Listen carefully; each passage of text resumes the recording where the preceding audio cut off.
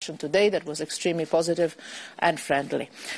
We also focused on some specific fields of bilateral action that could benefit also the global environment from work we can do together on investments, on, well, for instance, on the protection of our geographical indications, on connectivity, on the basis of international norms and standards, on cyber security, and we also discussed how to expand our cooperation on global challenges, in particular when it comes to promoting an open global economy, uphold a rules-based global order, keep multilateral cooperation on track, and this is particularly important when it comes to WTO reform, on which the summit should send a strong signal and on which we have established a common working group. As I mentioned, we also agreed to continue working very closely together to support the UN agenda, in particular when it comes to the implementation of the Sustainable Development Goals and the Paris Agreement on climate change. We also have a human rights dialogue in place that is for us extremely important, a space for a constructive, frank, forward-looking exchange of views. We also discussed this with the State Councilor today, and I hope and I believe that a next human rights dialogue could be held soon. This is one of the areas where our points of view might differ, but a friendship and a partnership like ours also has ways to address issues where our views are not 100% converging. Given the international context, our exchanges focused, as usual, also on a number of foreign policy and regional issues. First of all, we continue to work hand in hand together to ensure the continued implementation of the nuclear agreement with Iran that we together negotiated for long nights and days.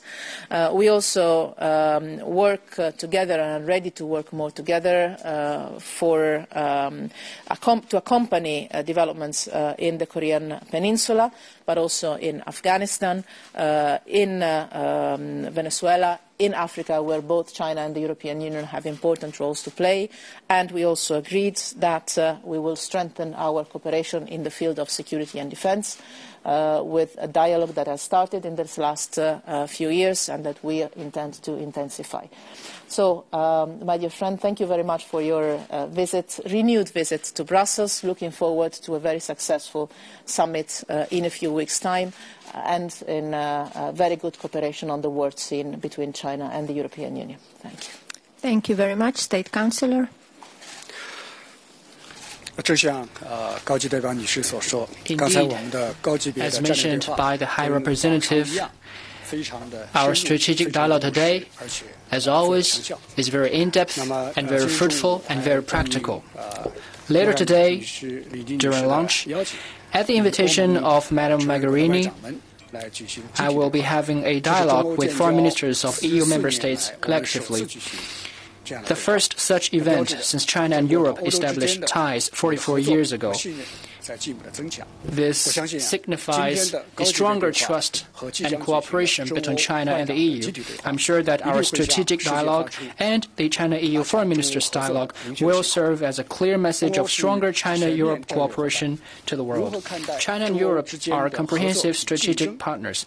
How should we see the cooperation and competition between China and Europe? This is a point of attention of many, including all of you. The High Representative and I firmly believe that cooperation is the mainstay of China-Europe relations. For the past, the present, and the future, it will always be this case. During the strategic dialogue, I distilled a 10-point consensus between China and the EU, which was shared by the High Representative as well. First, we both support multilateralism and oppose unilateral practice. Second, we both support the UN's leading role in international affairs and safeguard basic norms in international relations based on the purposes of the UN Charter. Third, we both support an open world economy and oppose protectionism. Fourth, we both support the rules-based multilateral trading system and reform and enhancement of the WTO. Fifth, we both support the peaceful settlement of hotspot issues and regional disputes through dialogue and consultation. Sixth, we both support stronger international cooperation against climate change and other global challenges. Seventh, we both support the commitment to the international non-proliferation regime and to maintaining global strategic stability. Eighth, we both support the implementation of the 2030 Agenda for Sustainable Development and commit to reducing inequality and north-south gap. Ninth, we both support the campaign against all forms of terrorism and taking holistic measures to contain the spreading of extremism. And 10th, we both support the post-war international system and order and will not construct another system anew. It's true that due to differences in history, culture, social system, and development level, China and Europe are bound to have divergent views on some issues. As our cooperation goes deeper, there will also be competition in areas like economy and trade. This is nothing but normal. Moderate and healthy market competition can spur our respective development and invigorate China-Europe cooperation, making it more resilient.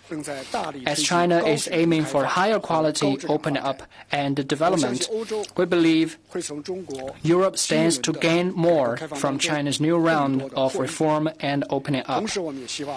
Likewise, we hope Chinese companies can enjoy fair, unbiased and non-discriminatory treatment here in Europe.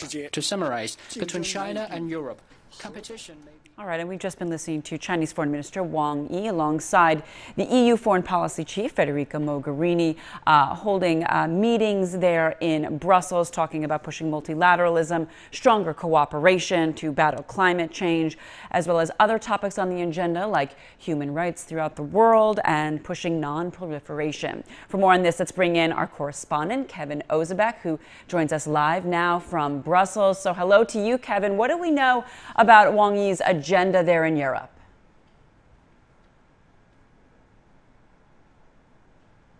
Well, one thing that is really simmering under the surface of all this is just last week, the European Commission released a 10-point plan taking a much tougher, more assertive approach against China. And that's because there's a number of factors all at play here. There's growing pressure from NGOs here worried about human rights situation in China.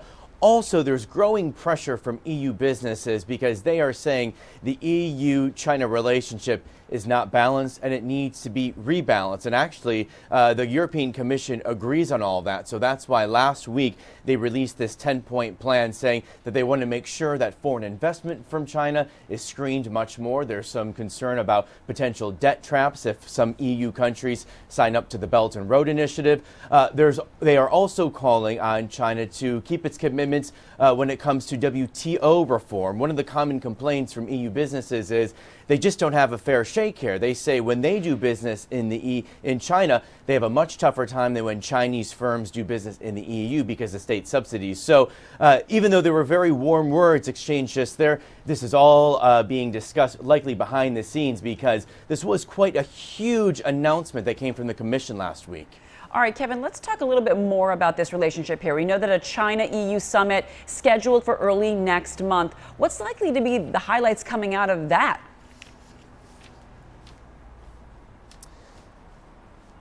So in the next few weeks, the Commission is going to try to build consensus within the EU regarding its new China policy. It's going to start just later this week at the EU summit. Of course, a lot of people will be watching that summit to see what sort of Brexit developments come out of that. That's set for Thursday and Friday. That will be a meeting of all 28 EU leaders. But also on the agenda is discussing that new 10-point position on China. And it needs to get the backing of the EU member states. Now, some EU countries take more investment from China than others. So there may not be EU unity on this. So that is definitely one thing to watch for later this week. All right, Kevin Ozebek live for us from Brussels. Thank you so much. And we have more international news straight ahead. Stay with us. You're watching The World Today.